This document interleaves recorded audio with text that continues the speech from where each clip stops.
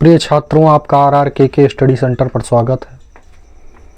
आज की जो क्लास है वो हाई स्कूल के विद्युत चैप्टर से है और वो भी न्यूमेरिकल पे हम चर्चा करेंगे।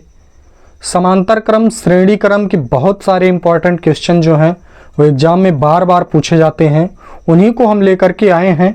हाँ, यदि आप चैनल पे पहली बार आए हो तो चैनल को सब्सक्राइब कर दीजिएगा, शेयर कीजिएगा, कमेंट भी कीजिएगा। भैया लगातार आपको यूपी बोर्ड के जो है नए नए क्वेश्चन लगातार आपको मिलते जाएंगे, जो कि लगातार आपकी बोर्ड परीक्षा में जो है पूछे गए होंगे। देखिए हम बात करते हैं भैया कि दिए गए, पहला यहाँ पे दिख रहा होगा आपको पहले कि दिए गए परिपथ में ज्ञात कीजिए। ये आपको दिख रहा है कि दिए गए परिपथ में ज्ञात कीजिए। क्या ज्ञात करना है वो आपको दिख रहा है। पहला नंबर जो है वो परिपथ का तुल्य प्रतिरोध पूछा है। पहले क्या पूछा है भैया? परिपथ का तुल्य प्रतिरोध पूछा है। और दूसरे पर उसने कह दिया है कि परिपथ की धारा ज्ञात कीजिए। दो क्वेश्चन बना है इसमें। एक में इसने यही कहा है मेरे भैया कि परिपथ का तुल्य प्रतिरोध ज्ञात करके दिखा देना है, और दूसरे क्वेश्चन में उसने कहा कि परिपथ की धारा आपको ज्ञात करके दिखा देना है। इसमें कोई दिक्कत नहीं होनी चाहिए, लेकिन एक चीज हमेशा याद रखना मेरे भैया कि बहुत बड़ी बात नहीं होती है, लेकिन समांतर क्रम, श्रेणी क्रम का फार्मूला आपको पता होना चाहिए। देखिए अब R बराबर की बात करेंगे तो R बराबर होता है R1 plus R2 plus R3, और दूसरा इसको हम क्या कहते हैं ये भी पता होना चाहिए भैया। तो ये आपका क्या है? ये जो है ये किसका है? श्रेणी क्रम का है। ये क्या है? श्रेणी क्रम का है, ठीक है ना। और अगर हम बात करें किसकी? समांतर क्रम की। किसकी बात करेंगे भैया? समांतर क्रम की। तो समांतर क्रम में आपने देखा होगा कि 1/r is equal to 1/r1 plus 1/r2 plus 1 क्या होता है? R3 होता है। ये जो है समांतर क्रम और श्रेणी क्रम के फार्मूले हैं, इनको जरूर आपको याद रखना होगा मेरे भैया। अब देखिए ये फिगर है और यहां से आपको दिख रहा है भैया कि यहां पे कितने ओम का प्रतिरोध आपको बताया गया है कि 2 ओम का प्रतिरोध लगा हुआ है, और उसके बाद यहां पे बताया गया है यहां भी 2 ओम का है, आगे 1 ओम है और यहां पे 1 ओम है। और आपसे पूछा है परिपथ का तुल्य प्रतिरोध। तो परिपथ का तुल्य प्रतिरोध ज्ञात करना है तो आपको ध्यान देना होगा भैया कि पहले हम समांतर क्रम वाले प्रतिरोधों का तुल्य प्रतिरोध निकाल लेते हैं। देखिए क्या है? समांतर क्रम वाले प्रतिरोधों का तुल्य प्रतिरोध। देखिए भैया समांतर क्रम वाले प्रतिरोधों का हमें तुल्य प्रतिरोध निकालना है।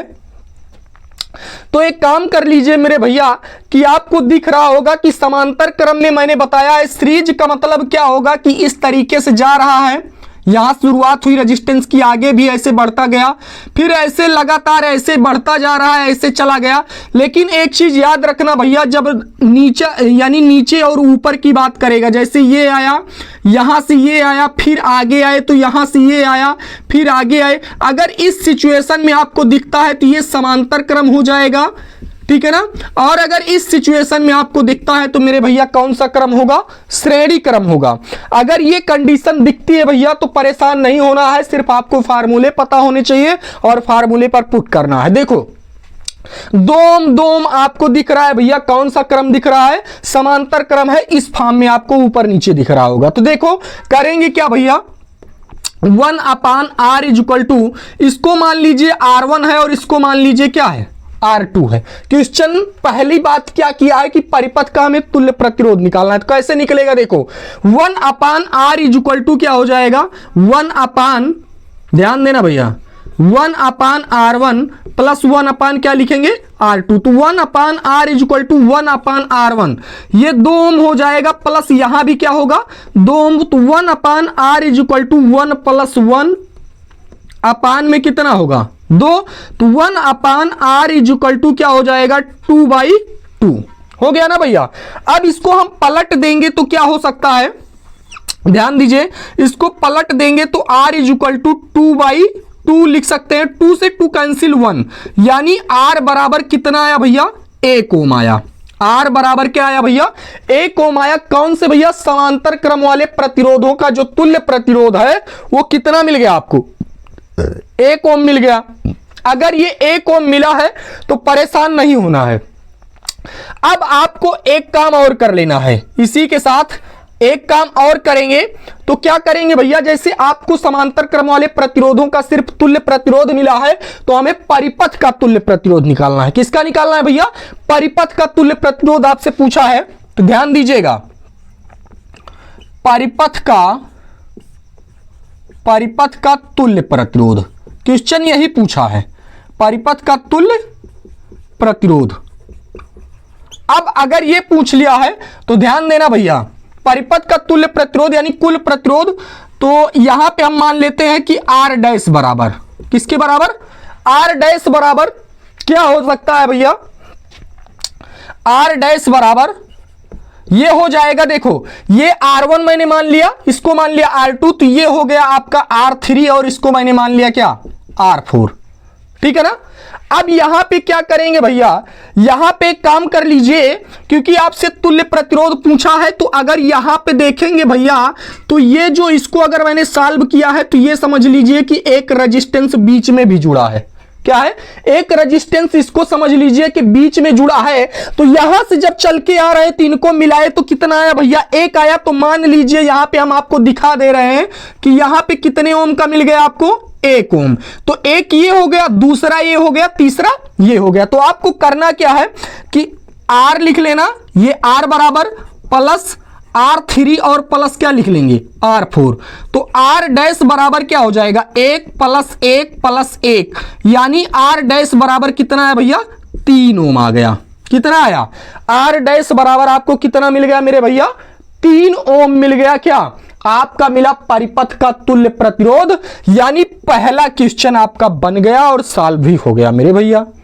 कॉपी कलम ले लीजिएगा, बिल्कुल समझ में आएगा, ये ध्यान दीजिएगा मेरे भैया।